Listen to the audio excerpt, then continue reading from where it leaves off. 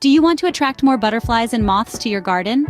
Today we're going to talk about the joy of growing nectar-rich plants, a surefire way to bring these beautiful creatures fluttering into your space. Stay tuned if you want to learn how to grow nectar-rich plants that butterflies and moths love. But why should you grow nectar-rich plants? They're the lifeblood for butterflies and moths, providing essential sustenance.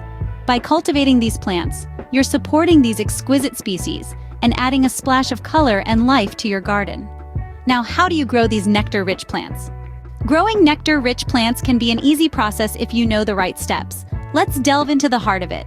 First, you need to choose the right plants. Plants like lavender, buddleia, and honeysuckle are not only visually appealing, but they are also nectar-rich, making them perfect for attracting butterflies and moths.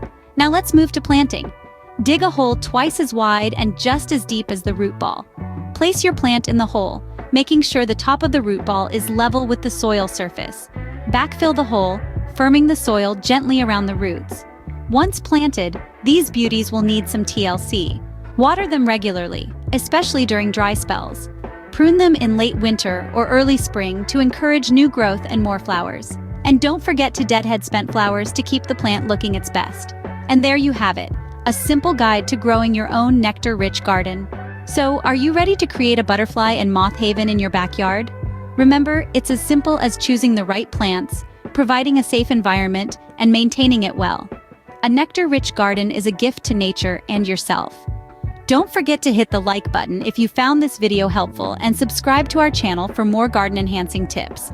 Thank you for watching.